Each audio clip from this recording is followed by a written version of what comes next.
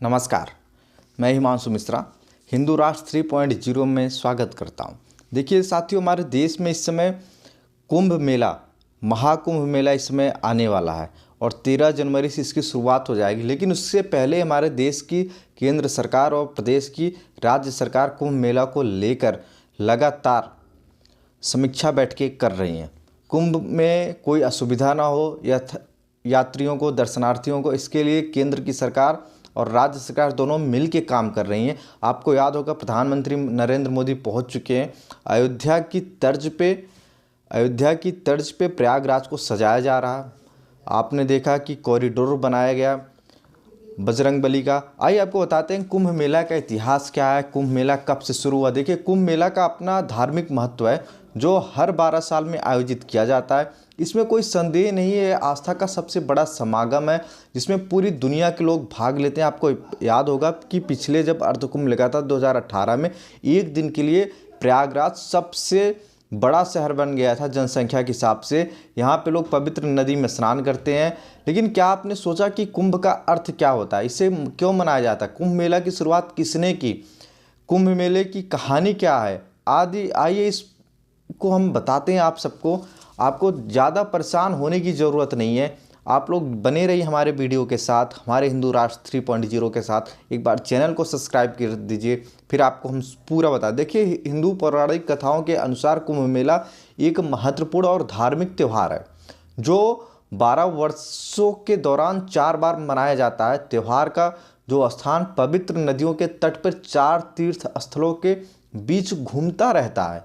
ये स्थान उत्तराखंड में गंगा पर हरिद्वार, मध्य प्रदेश में शिप्रा नदी पर उज्जैन, महाराष्ट्र में गोदावरी नदी पर नासिक, उत्तर प्रदेश में 3 नदियों के संगम गंगा, यमुना, सरस्वती के संगम पर प्रयागराज है। आपको बता दें कि इस साल कुंभ मेला जो है 14 जनवरी से, मतलब 13 जनवरी 2025 से उत्तर प्रदेश के प्रयागराज में शुरू होने वाला है, जो लगभग 4 मार्च तक चलेगा, इसके आसपास ही चलेगा। इससे पहले जो कुंभ मेला लगा था 2012 में लगा था। अब कुंभ का जो मेला था वो प्रयागराज में ही लगा था। यह सही कहा गया, कुंभ मेला दुनिया का सबसे बड़ा धार्मिक और सांस्कृतिक मानव समागम है। 48 दिनों तक चलने वाले इस मेले में करोड़ों तीर्थयात्री पवित्र नदियों में स्नान करते हैं। इस मेले में दुनिया भर के मुख्य रूप से साधु, साध्वी, संत, तपस्वी, तीर्थयात्री आदि श्रद्धालुओं में भाग लेते हैं। देखिए, कुंभ मेले का इतिहास क्या है, आप जानिए कि कुंभ मेले का इतिहास क्या है। कुंभ मेला 2 शब्दों कुंभ और मेला से मिलकर बना है। कुंभ नाम अमृत के अमर कलश से लिया गया है, जिसके लिए देवताओं और राक्षसों के बीच में भयंकर लड़ाई हुई थी, जैसा कि प्राचीन वैदिक ग्रंथों में वर्णित है, जिन्हें पुराणों के रूप में जाना जाता है। मेला, जैसा कि हम जानते हैं कि एक संस्कृत शब्द है जिसका अर्थ होता है एकत्रित होना या मिलना। कुंभ मेला का इतिहास उन दिनों से जुड़ा है जब देवताओं और दानवों के बीच मिलकर अमरता का अमृत तैयार किया था। जैसा कि किंवदंतियों में दर्शाया गया कि देवता और दानव मिलकर इस कार्य को पूरा करने के लिए सहमत हुए और अनैतिकता के अमृत को आधा आधा बांटने का फैसला किया। देवता और दानव तब ब्रह्मांड के दिव्य क्षेत्र में स्थित दूध सागर के तट पर एकत्रित हुए। दूध सागर के मंथन से घातक विष निकला, जिसे भगवान शिव ने बिना किसी प्रभाव के पी लिया। कई वर्षों बाद, कई बाधाओं को पार करने के बाद धन्वंतरि अपने हाथों में अमरता का अमृत लेके प्रकट हुए। क्या देखिए, देवताओं ने जो देवता लोग थे बलपूर्वक घड़ा जब्त कर लिया और उनकी सुरक्षा की जिम्मेदारी 4 देवता बृहस्पति, सूर्य, शनि और चंद्रमा को सौंप दिया। इसके बाद राक्षसों ने कई दिनों तक देवताओं का पीछा किया। इस दौरान कुंभ की बूंदें प्रयागराज, हरिद्वार, उज्जैन, नासिक 4 स्थानों पर गिरा। तब से इन स्थानों को रहस्यमय शक्तियाँ प्राप्त हुई मानी जाती है। देवताओं और राक्षसों के बीच कुंभ यानी पवित्र घड़े की लड़ाई 12 दिव्य दिनों तक जारी रही। इससे मनुष्यों के लिए 12 वर्षों के बराबर माना जाता है, इसीलिए कुंभ 12 साल में एक बार मनाया जाता है। आपको बता देता हूं कि जो पवित्र स्थान है हमारे 4 पवित्र स्थलों पर एकत्रित होता है। ऐसा कहा जाता है कि इस अवधि के दौरान नदियों जो नदियां हैं हमारी ये अमृत में बदल जाती हैं। इसीलिए दुनिया भर के कई तीर्थयात्री पवित्रता और अमरता के सार में स्नान करने के लिए आते हैं। देखिए कुंभ मेले के प्रकार कितने होते हैं। सबसे बड़ी बात है कि आप कुंभ मेला तो जाते हैं, लेकिन कुंभ मेले के प्रकार कितने होते हैं वो आप जानिए।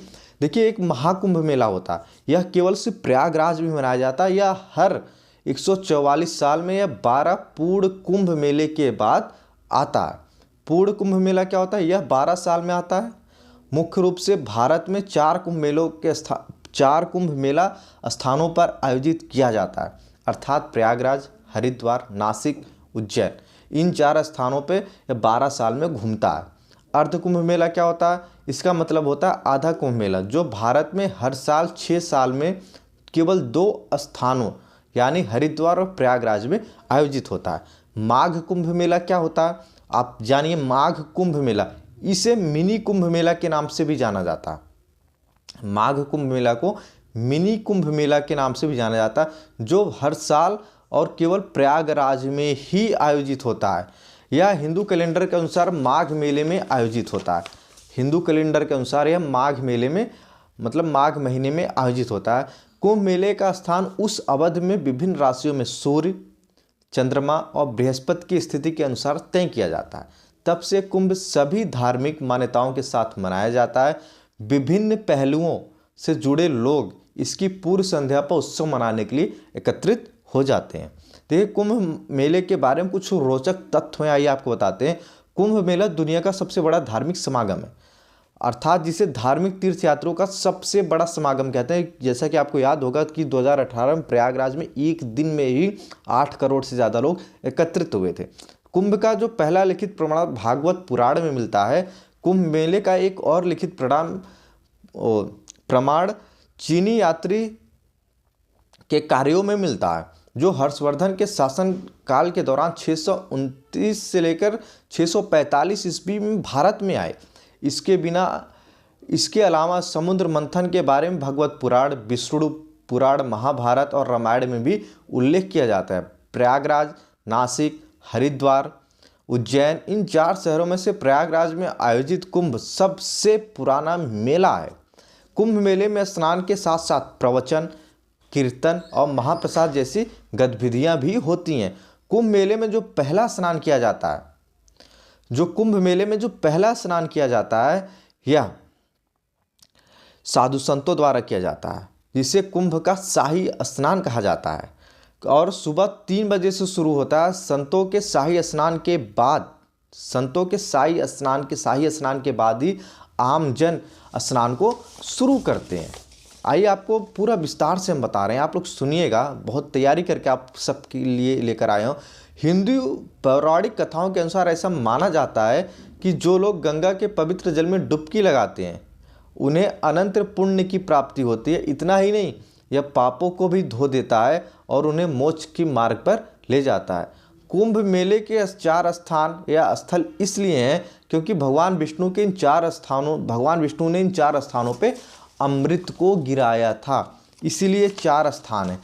आइए वीडियो के अंत में आपको बताते हैं कि दुनिया के सबसे बड़े समागम कुंभ को यूनेस्को की प्रतिनिधि सूची मानवता के अमृत संस्कृत विरासत में शामिल किया गया है। कुंभ मेला उन तिथियों पर होता है जब कहा जाता है पवित्र नदी में अमृत गिरा था। हर साल तिथियों की गणना बृहस्पति, सूर्य और चंद्रमा के राशियों के संयोजन के अनुसार की जाती है। कुंभ का मतलब होता है अमृत। कुंभ मेले की कहानी उस समय की है जब देवता धरती पे रहते थे। ऋषि दुर्वासा के श्राप से वे कमजोर हो गए थे। राक्षस धरती पे उत्पात मचा रहे थे। तो यह कुंभ मेले के पीछे कहानी है। इसने किस लिए शुरू किया, क्यों शुरू किया, साथ ही दिलचस्प बातें भी हैं। आप लोग से रिक्वेस्ट है कि इस वीडियो को शेयर कीजिएगा, जिससे कुंभ से जुड़ी हर एक बातें हर एक आम जन को, भारत के जन जन को पता हो। और हिंदू राष्ट्र 3.0 को सब्सक्राइब करना न भूलें।